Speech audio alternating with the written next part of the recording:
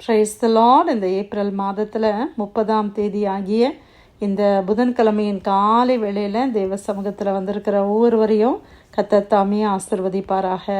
இந்த நாளிலும் நம்ம தியானிக்கிற கர்த்தருடைய வார்த்தை நம்முடைய பரிசுத்த வேதாகமத்தில் ஏசாயா தீர்க்கதரிசியின் புஸ்தகம் 42ஆம் அதிகாரம் 16ஆம் வசனம். Isaiah chapter 42 verse 16. குருடரை அவர்கள் அறியாத வழியிலே நடத்தி அவர்களுக்கு தெரியாத பாதைகளில் அவர்களை அழைத்து கொண்டு வந்து அவர்களுக்கு முன்பாக இருளை வெளிச்சமும் கோணலை செவ்வையுமாக்குவேன். இந்த காரியங்களை நான் அவர்களுக்கு செய்து அவர்களை கைவிடாதிருப்பேன். அல்லேலூயா. கர்த்தருடைய அருமையான இந்த வார்த்தைக்காய் வசனத்துக்காய் கர்த்தரை ஸ்தோத்திரிக்கலாமா? ஆண்டவர் சொல்லுகிறார், குருடர்களை அவர்கள் அறியாத வழியிலே கர்த்தர் நடத்துவாராம்.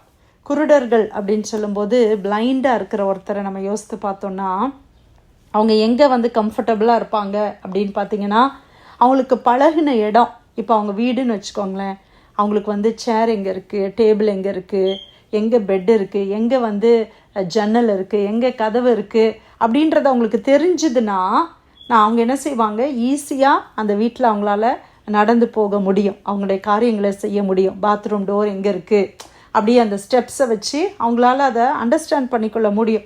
ஆனால் ஒரு தெரியாத இடத்துல குருடர்களை நம்ம கொண்டு போனோன்னு வைங்களேன், அவங்களுக்கு எது எங்கே இருக்குன்னே தெரியாது.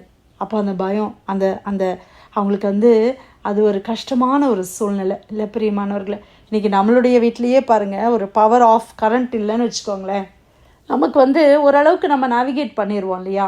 நம்மளுக்கு கண்ணு தெரிலனா கூட, லைட் வெளிச்சம் இல்லைனா கூட, டார்ச் எங்கே இருக்குது இல்லை கேண்டில் எங்கே இருக்குன்றத நம்ம போய் எடுத்துருவோம். ஏன்? நமக்கு தெரியும் எது எங்கே இருக்குது, எந்த ஃபர்னிச்சர் எங்கே இருக்குது, எப்படி போனால் கிச்சன் போகலாம், எப்படி போனால் இதுக்கு போகலாம், நமக்கு தெரியும். ஏன்னா நம்ம பழகின இடம்.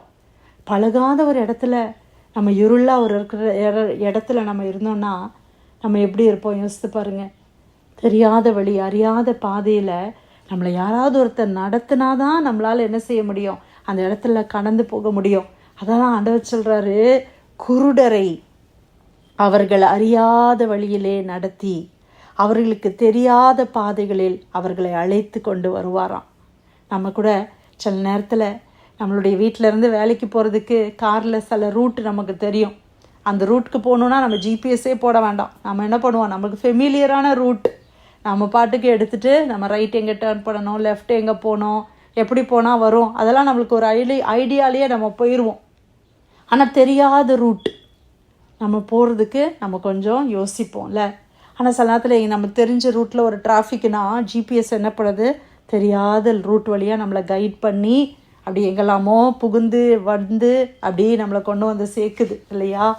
அந்த மாதிரி நம்ம தெரியாத பாதையில் குருடர்களை போல சில நேரங்களில் நம்ம இருக்கும்போது, நமக்கு முன்பாக இருக்கிற பாதை நமக்கு தெரியாமல் இருக்கிற சூழ்நிலைகளில், ஒருவேளை நீங்கள் ஒரு புதுசான ஒரு பொறுப்பை நீங்கள் எடுத்துக்கொள்ளுகிற சூழ்நிலை, இல்லை ஒரு புதிய அனுபவத்தில் நம்ம போகிற ஒரு சூழ்நிலை, இல்லை புதிய ஒரு கம்யூனிட்டியில் நம்ம போய் ஒரு சில காரியங்களை செய்கிறதான சூழ்நிலைகளில் நம்ம பிளைண்டடாக இருக்கிறோம். நமக்கு எது, இப்போ ஒரு நியூவாக ஒரு ஆஃபீஸ்க்கு நீங்கள் போகிறீங்கன்னு வச்சுக்கோங்க, ஒரு நியூ பொசிஷனுக்கு நீங்கள் போகிறீங்க, உங்களுக்கு அந்த இடத்த பற்றி ஒரு ஐடியா கிடையாது, புதுசாக போகிறீங்க.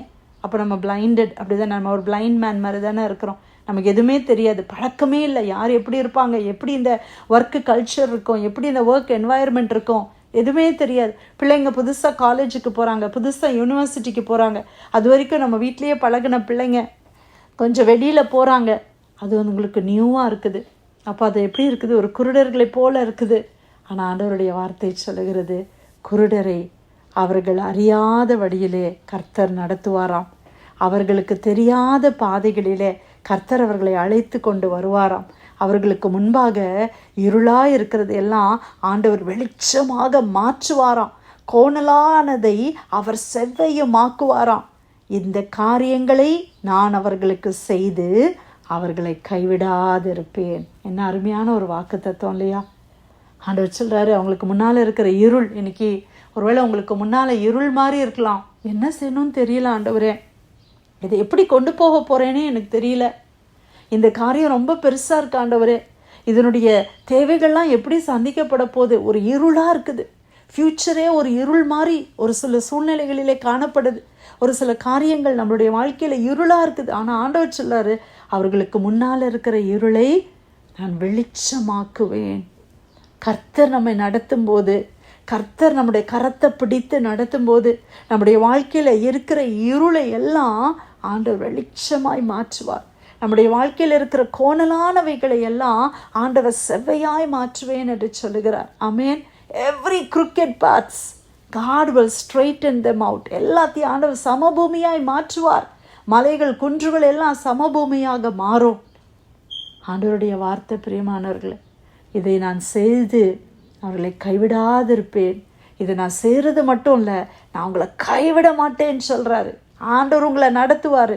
ஒருவேளை நீங்கள் போகிற பாதை, ஆண்டவரே ஒரு பிளைண்ட் மேன் போகிற மாதிரி இருக்கு, ஆண்டவரே எனக்கு என்ன பண்ணணுன்னே தெரியல, அடுத்த ஸ்டெப்பு கூட எனக்கு என்ன செய்யறதுன்னு தெரியல ஆண்டவரே அப்படின்னு நீங்கள் தேவ சமூகத்தில் நீங்கள் காத்திருக்கிறீங்களா? ஆண்டவர் இன்னைக்கு நமக்கு ஒரு வாக்கு தத்தத்தை கொடுத்து நம்மளை ஆசீர்வதிக்கிறாரே. கர்த்தர் சொல்லுகிறார், நானே நடத்துவேன், நானே உங்களோட கூட இருப்பேன், நான் உங்களை கைவிடவே மாட்டேன்னு சொல்கிறாரு. அதற்காக கர்த்தரை ஸ்தோத்திரிக்கலாம். ஆண்டவர் இவ்வளோ நல்ல தேவன் இல்லையா?